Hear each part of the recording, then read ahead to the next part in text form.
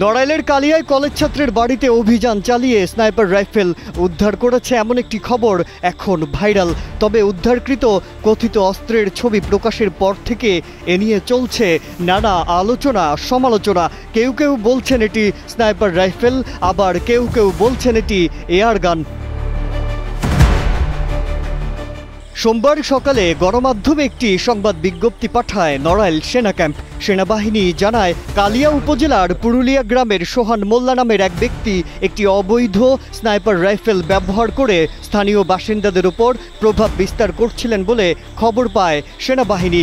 এরপর সোহানের বাড়িতে অভিযান পরিচালনা করে তারা।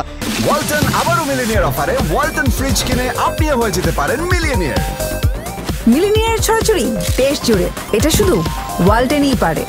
এ সময় সোহানের বিছানার নিচে লুকিয়ে রাখা একটি 4.5 ক্যালিবারের স্নাইপার নাইট্রো রাইফেল উদ্ধার করা হয়। তবে সে সময় সোহান বাড়িতে না থাকায় তাকে গ্রেপ্তার করা যায়নি।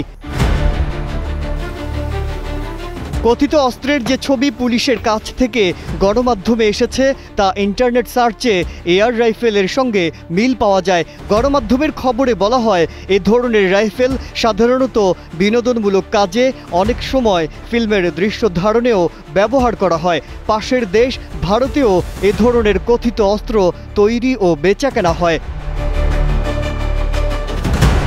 উদ্ধারকৃত কথিত অস্ত্র সম্পর্কে কালিয়া থানার ওসি আব্দুল্লাহ আল মামুন বলেন, আদালতের অনুমতি নিয়ে বিশেষজ্ঞদের দ্বারা পরীক্ষা নিরীক্ষা করে দেখব এটি ফায়ারিং আর্মস নাকি এয়ার গান। এরপর পরবর্তীতে আইনগত ব্যবস্থা নেওয়া হবে।